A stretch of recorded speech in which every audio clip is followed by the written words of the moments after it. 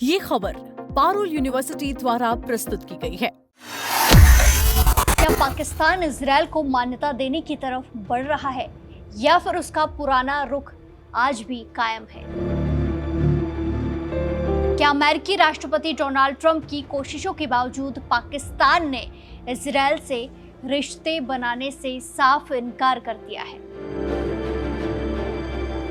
और आखिर ऐसा क्या सवाल पूछा गया कि पाकिस्तान के विदेश मंत्री इशाक डार और अमेरिकी विदेश मंत्री मार्को रूबियो जवाब देने की बजाय मुड़कर चल दिए। अमेरिका की राजधानी वॉशिंगटन से सामने आया एक वीडियो इस समय काफी ज्यादा चर्चा में है।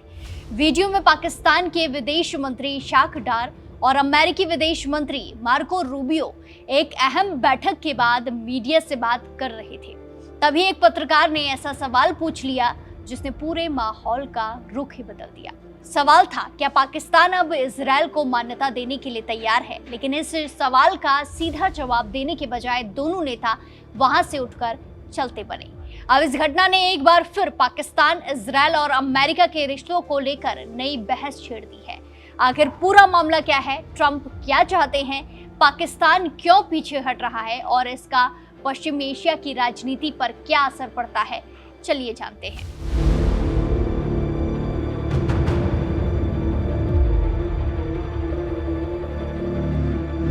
दरअसल बीते दिन 29 मई को वॉशिंगटन में पाकिस्तान के विदेश मंत्री इशाक डार और अमेरिकी विदेश मंत्री मार्को रूबियो के बीच एक अहम बैठक हुई थी। बैठक के बाद मीडिया से बातचीत के दौरान एक रिपोर्टर ने सीधा सवाल पूछा, क्या पाकिस्तान इजरायल को मान्यता देने के लिए तैयार है? सवाल पूरा भी नहीं हुआ था कि दोनों नेताओं ने कोई स्पष्ट जवाब नहीं दिया और वहां से निकल गए। ये दृश्य कैमरे में कैद हो गया और अब सोशल मीडिया से लेकर अंतर्राष्ट्रीय मीडिया तक इसकी चर्चा हो रही है। इस सवाल की अहमियत इसलिए भी बढ़ जाती है क्योंकि हाल के दिनों में अमेरिकी राष्ट्रपति डोनाल्ड ट्रंप लगातार मुस्लिम और अरब देशों से इजरायल के साथ रिश्ते सामान्य बनाने की अपील कर रहे हैं। डोनाल्ड ट्रंप चाहते हैं कि ज्यादा से ज्यादा देश अब्राहम समझौते में शामिल हो और इजरायल के साथ आधिकारिक संबंध स्थापित करें।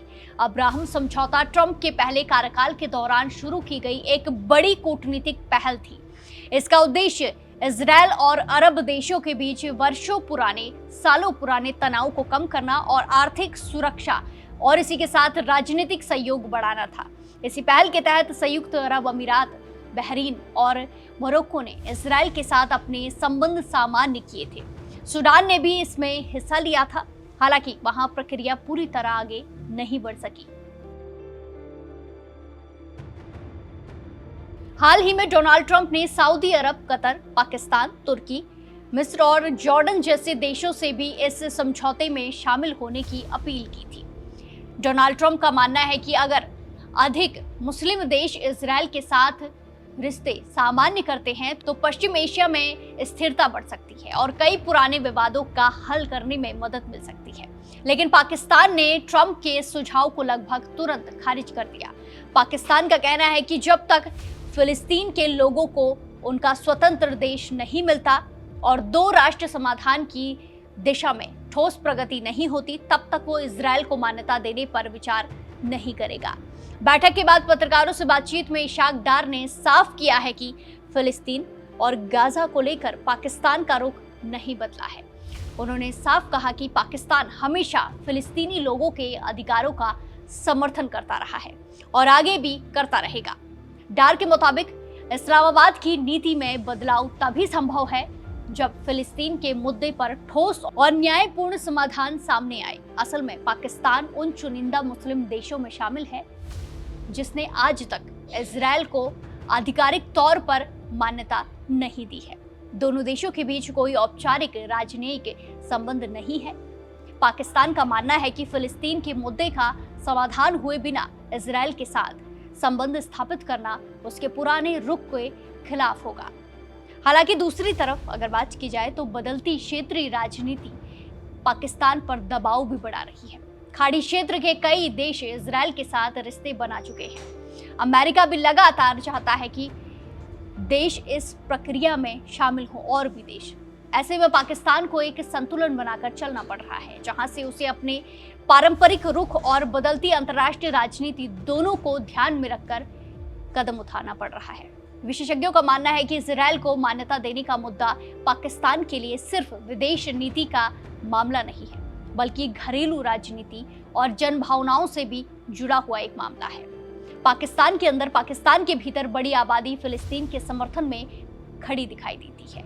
ऐसे में सरकार के लिए इस मुद्दे पर कोई बड़ा बदलाव करना आसान नहीं होगा।